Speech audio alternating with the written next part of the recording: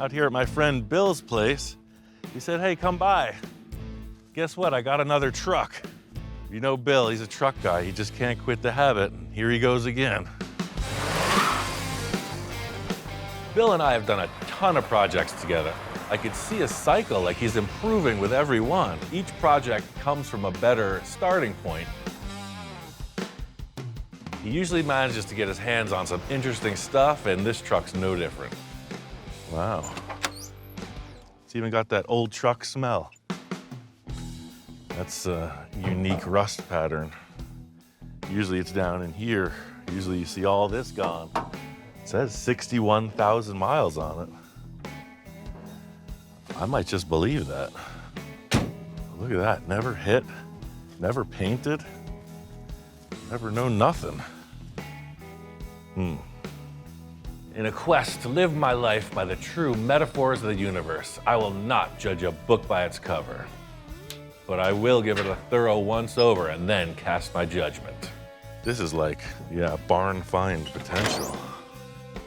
Yeah, and in the rear, it's more of the same. Just good, wholesome truck.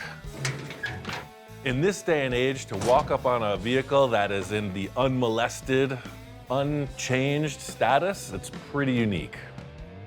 Hello, sir. Mr. Russell, my favorite fabricator. Wait, you mean there's others? No, I just have you. That's all I need. Okay, cool. This is quite a charmer, huh? Well, talk about a barn find. One family owned Huh. since '62. Wow. A friend of mine found it, and I went to look at it and just had to have it. Yeah, I could see why. I mean, it's in great shape. They started messing with the top and didn't prime it, didn't do anything, and of course, So they actually did cut that open. I guess. Okay, because I was like, this doesn't add up. It doesn't look like your typical rust. Seeing the rust damage on this, it's really impossible to know what's going on under the surface. The openings in this one are curious to me. Anybody that knows rust knows that this is just the tip of the iceberg. Everything seems to work. 3-speed with an overdrive. Nice. Most people looked at the roof and said, boy, that's bad. I looked at the roof and said, where's Ian? You know a guy with a welder, don't you? Yeah. Remember that old commercial, Mikey Likes It? Well, this is sort of like that, but it's Ian can fix it. It's never a dull day. There is something to be said, like the time machine scenario, right? Because Yeah. it's a real deal 62 Ford. Yeah. I don't know, it just stole my heart when I saw it. I liked everything about it, and so here we are. Yeah, in stock form, these trucks are great. I had a 64. It was a Mercury, it was from Canada. Oh, It was the unibody style, but I mean, had the V8, had all the stock stuff, and it just drove great. I'm feeling the Survivor vibes on this thing, definitely. I mean, there's something to be said for like retaining the actual, showroom feel, just rolling down the road in a bit of a time capsule. Plus, I know Bill, and sometimes, in fact, most times, it's better to ease him into custom action. interesting, they call this a custom cab. It's a full custom kit. Now, I don't know what that means. When we're done with it, it's going to be a custom cab. Yeah, it needs a little Russell. I like the drip rail. If you could keep that, I'd really. Yeah, I mean, I got some ideas already about that roof skin, but the primary factor is to get in there and stop that rust on the interior panels, because that's starting to get pretty chunky. I'm always excited when you come to work on my projects. I never know exactly where you're going. That makes two of us. One of my favorite things about visiting with Bill is he's always got a rotating stock, and it would not be a trip to Bill's without a quick tour around the neighborhood. What's going on with that? Well, the panel trucks, 46 Chevrolets, both of them, Wow. real projects. Huh. I mean, Need everything. everything. Okay. There's a lot of potential there. No doubt. It That's just, for as sure. you say, it's literally strapped together. Yeah. Now, what the heck is this thing? Now you're talking my language. One of the guys that works here part-time, Danny, is building that. Even got a motor on it. I mean, nothing says outlaw like a motorcycle with no license plates. Let's run it. I got one word, man. Chingon. Yeah, I mean, these are definite long-term potential, but let's stick to the order at hand. I agree. I'll get some ideas together on that unit down there, and we'll just keep thinking about these. I like it. Yeah. There's a few different ways about going forward on this particular project. Looking back through my mental Rolodex, I remember a friend of mine has something that just might work. It's a 62 F100 four-wheel drive. It originally belonged to a good friend of mine that I was a sailor with. And we used to drive this thing out in the desert, boondocking, yank the engine out, and I've pretty much been sitting on it ever since. Every truck's got a story, man. I love. If you're not that attached to it, we could do a little horse trading, and It's gonna have a new lease on life. at least parts of it will. The one thing about dumpster diving is it's not as easy as picking something off the shelf. It looks like this rig is missing a critical element. It's got no rear axle. Well, I got my trailer. Maybe we could lift it up and Yeah. just drive the trailer, you know, right under it. It's always a new page opening, a new story unfolding. Things get kind of crazy in the Wild West. You're gonna have to pull them tires. Got this thing loaded up, heading back down the hill to Mr. Bill's. All right, twin trucks. Love these mirrors. The roof skin is pristine. That's the big deal on this. I didn't realize this is a long bed. That's a short bed. Look at that, I could almost grab this one. Good thing we don't need the bed. Comparing these two side by side, it looks like this one has all the parts for the old cut and paste trick. There it is. I know what you're thinking. Wow, Ian, you didn't break the glass. Well, I can be delicate too, you know.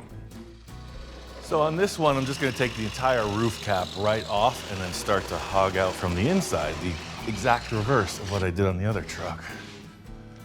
I think I just found an excuse to make that roadster pickup truck I've always wanted. That back window doesn't look like it's the same flow.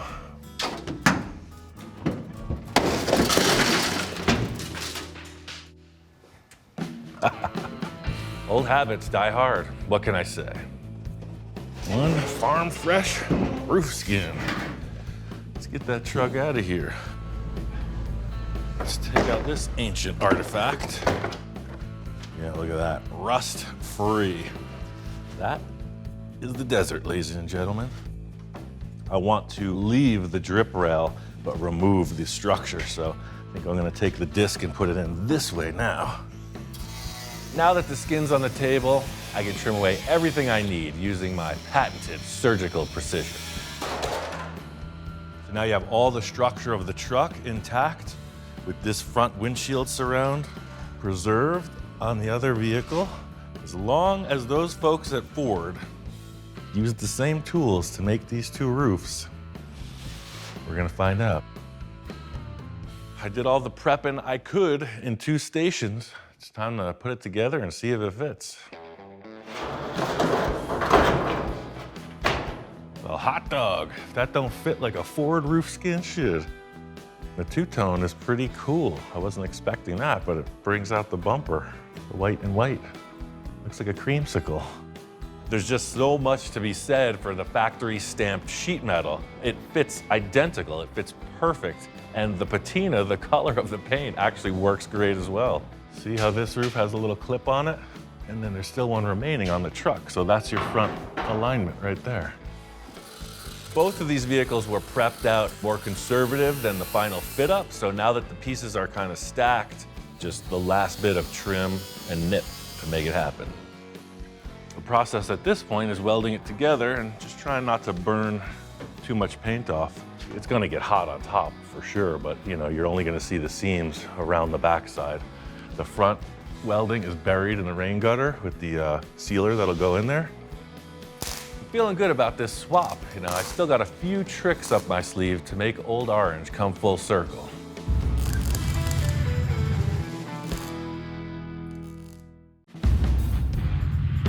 Got the roof skin buttoned up right on time. Here comes Mr. Bill on his trusty green steed.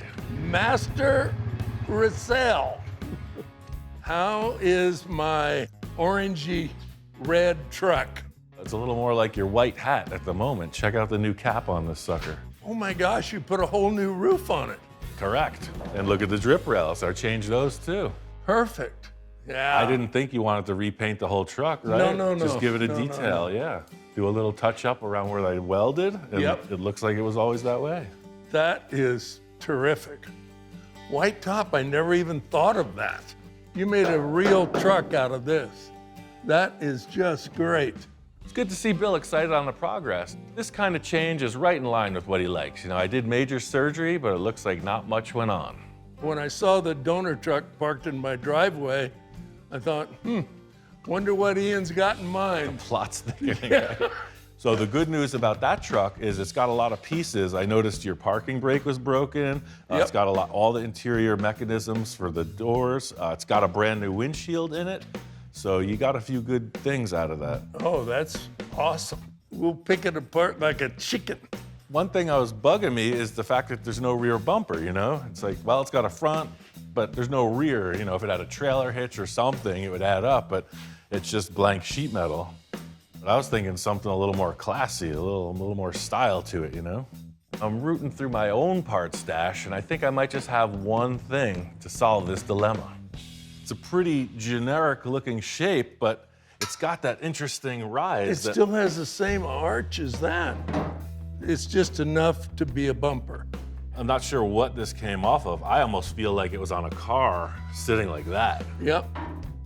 So what are you gonna, just bolt it on and then look at it from this side? You think I got a plan? Come on. Have at it. I really do like the back of the sheet metal on this truck. You put the bumper in at the height of the lower portion of the quarter panel and it just flows right out. With a utility vehicle like a truck, a pickup truck, the bumpers are literally just that. They're for bumping into things. You can see how high tech this is. I mean, no expense spared in the rigging and jigging in this operation. So we got these brackets in here, and I don't want to mess with that because that's our welding on potential. We're going to narrow it in this vacant area through here.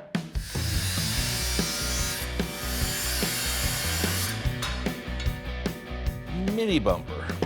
Got this really high-tech straight edge out of Bill's toolbox.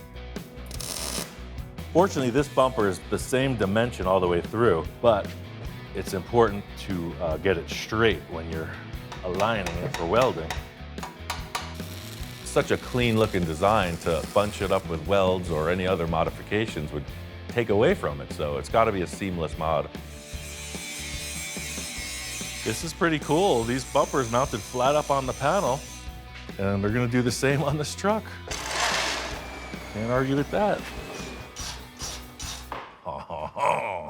Now it's like, oh yeah, look at the truck body, and then the bumper, just a little accessory. Simple, hang that license plate just down a little bit. I think that's the most that this bumper has to offer, is that it kind of smooths the line between those cheeky quarter panels under the taillights and just a bland flat cross panel on each side of the license plate. It shows you the old nip and tuck. Sometimes it's the answer. Paint that white, call her done. This thing is definitely making progress. It just leads to think, what's next? Anybody home? Speaking of trucks, out of the blue, I get a call from my friend Tom. This project and I have a little bit of unfinished business. Hey, How's Ian. it going? How you doing? I know you said you made some progress, but wow. It's a driver. It runs. Oh, cool. Yeah, Cool. It runs really good too. This thing looks great. It's a 1942. It was a military truck, a long bed, just a big utility vehicle, and he got a little wild with it. He shortened the entire chassis, bobbed off the bed. I did a chop top, little hot rod 6-cylinder engine. He's like, no, it's not a hot rod. It's not a street truck. It's a toy. Think of it as a giant toy truck. All I could say was, yeah, you're preaching to the choir, sir. I gotta say, I do love the big puffy tires, but these are cool too. Like you're saying, it's like the model kit where it's dual purpose, right? I'd like to see this thing run. You gonna pull it in? Sure. Heck yeah. It's got the twice pipes. It is exactly like the toy that he was describing. I mean, he was talking about these magazines and showing me different model kits, and I'm like, yeah, dude, like that's exactly what it would look like in the 60s, no doubt. Hold on, never mind this truck. Look at this thing. This is the real deal. That was given to me. What? It's a hot rod from the 30s. Oh, wow. During the war, they made a truck out of it for Like rations. so many other ones, right? Yeah, for war rations, yeah. In World War II, there were gasoline rations, and as I understood, you could get more if you drove a truck. The car's been lowered a bit. It's been chopped pretty significantly, and just a really nice touch with the windshield and convertible top. And it's got that weird back end. I mean, it is technically a truck. I think it's been chopped at least 4 inches. At least, look Yeah, how low that yeah. is. I mean, this gas tank is obviously not original. That's Yeah, first thing I always do if I get a car is I get it running and driving. Yeah. Crazy when an antique like this just runs. It's cool. This thing here, we're okay with. That's the one we need to work on. Yeah, I agree. I brought some tubes. Let me show you the bends I got. This, right? That's just about where you want to be. It really fills out the back of the truck. Right, so this would come in and turn down below the license plate, and then the bottom part would reverse like that. Yeah, just put a little spacer in there, huh? Yeah. Oh, that's cool. That's a great idea, Ian, right there. After laying out a few ideas, it seems like we got a good jumping off point with these large bends. That would look pretty cool, no? No, I like it. No, I like it, yeah. You heard the boss. Commence the building, Captain. That's the first part of it. It's gonna need 2 vertical bars where the chassis grabs this bumper, so if we do that, that'll keep it locked. Not only will the vertical bars support the bumper hoop, they will act as the mount to the chassis. And to my eye, the spacing looks like it can be improved on. So our chassis is as wide as this, right? Yeah. I feel like if we have our uprights this close to the end, it's gonna look funny, but the closer we can bring them into center, it'll look more proportional with our little detail in here, you know? Yeah. You know, we could favor it out to here. How do you feel about that? I'll be honest with you. No Are you idea. all right? You're losing me, Ian. Usually you don't lose me, but you lost me. This happens every time, man. See, my mind thinks in obtuse dimensions. My workflow style is purely alone. So I get a good idea in the heat of the moment, I execute it. I guess the flip side of that is not really being able to describe myself that well. No, dude, we're just gonna do this, that, and the other thing. It's gonna be fine, trust me. This bumper's coming out cool. I'm liking it. It's more art than it is function, right? That's what I said, you're an artist, man. Oh yeah, look at that. That It's is not cool. such a big high boy now. Yeah, It yeah. drops it down a little bit. I like it. I like that, yeah. Good answer. The other answer might not. I almost don't want to open it up now. What the heck? Let's hang the plate in there and see what happens. It might be pretty slick if the plate just floated, like it didn't even attach to the bumper, you know? It was off the chassis just sitting there with a cool frame around it. Man, now you're confusing me, Ian. What the heck? Joe Schmo's Raceway, see you on Saturday. And that's kind of why I wanted to start this, because it's like, man, that has such a uniform, you know, feel to it. Would this have like a lot of busy metalwork on it because it's such a simple truck? I don't know. Yeah. This is all part of the creative debacle. I mean, once you change one thing, you sometimes got to change everything. Just like with the back, we made some progress, but in the front, like anything's possible, man. Style-wise, think about it. I mean, we could do another mini tube bumper like that for the front. Could be V'd out, could be a single tube. We could do 15 tubes. Anything can happen. My mind's all over the place now because of that. It is. Honest Ian's Bumper Building Service, here to consult and confuse. On the daily.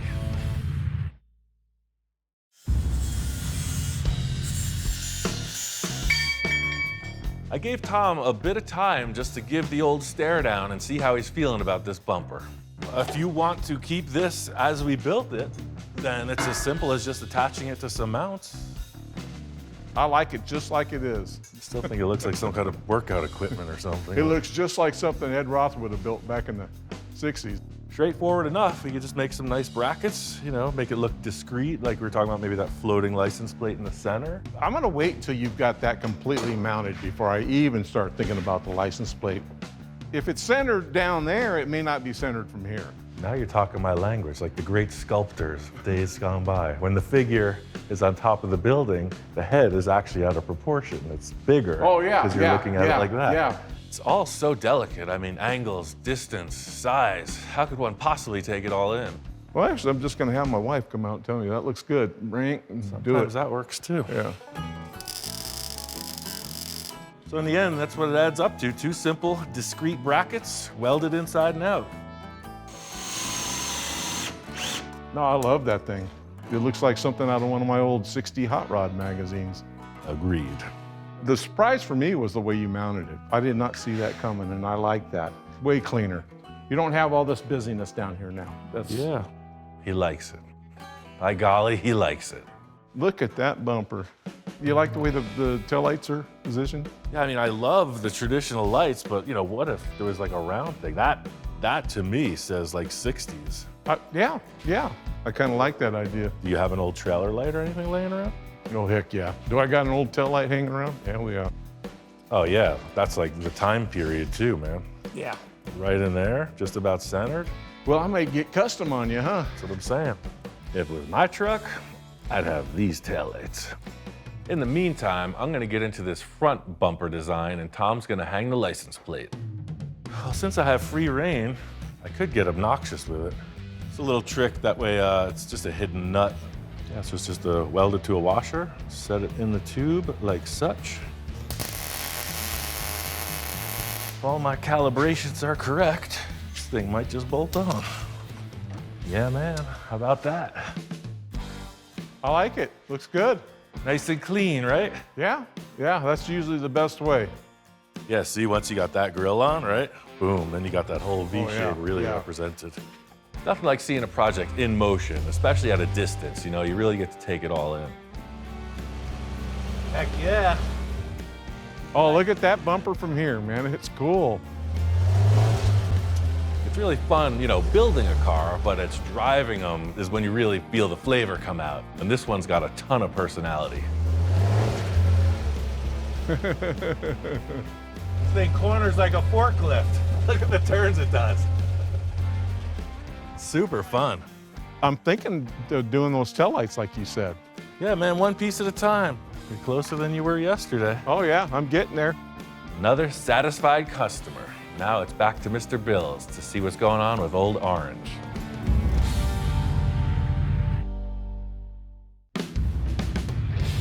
Back out here at Bill's Ranch, and he says the truck is ready to rock. Well, there's your pickup. Had my guys do a little work on it. Yeah. Doesn't it look great? I love how they treated the paint. Yeah, my full guy does a good job. Yeah, no kidding. Look at that roof. It's like it was never even changed. Yep, the roof is perfect. Cool job.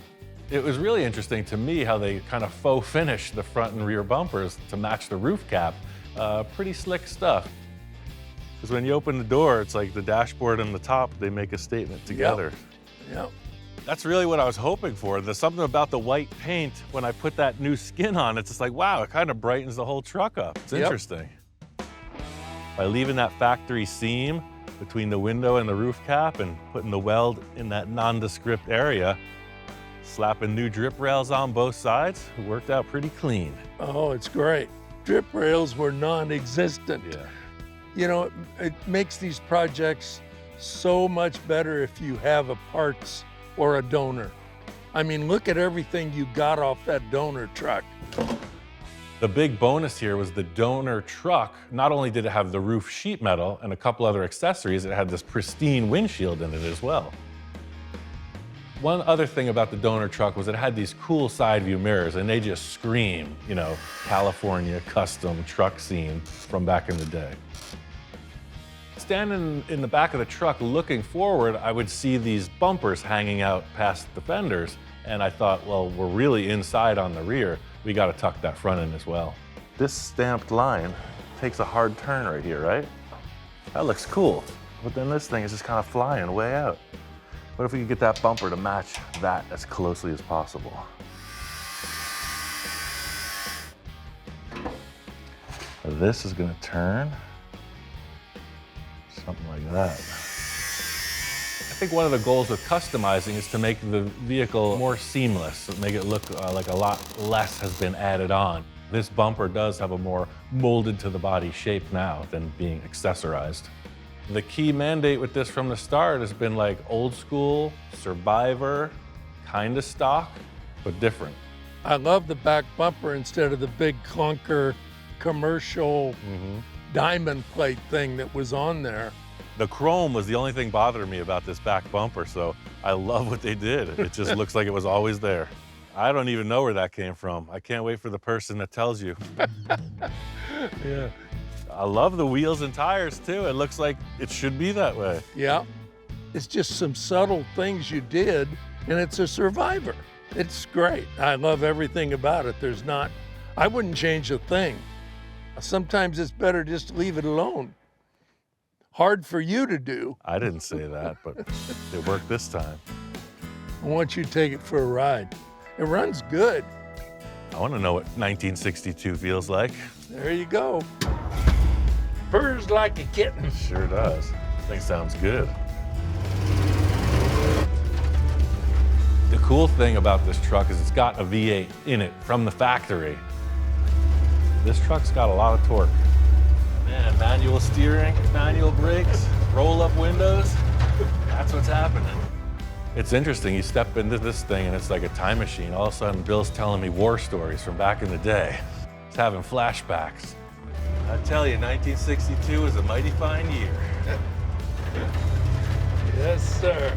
I've driven a lot of different vehicles, but there's something about the pickup trucks in the 60s, they really hit a different stride. They went from this almost tractor-style driving, like very archaic, to this thing, even with a solid axle, it's got smoothness and it's got power. I'm not sure what it is specifically about trucks, but it's kind of like the family dog, right? Where it's just like, it's always there, it's always reliable. It's just a unique thing. I gotta say, it's authentic, man. Yeah, I think it's a keeper, Ian. Bill is one happy customer, I gotta say. You could tell in the tone of his voice when he's satisfied and he's like, yeah, this is just what I needed.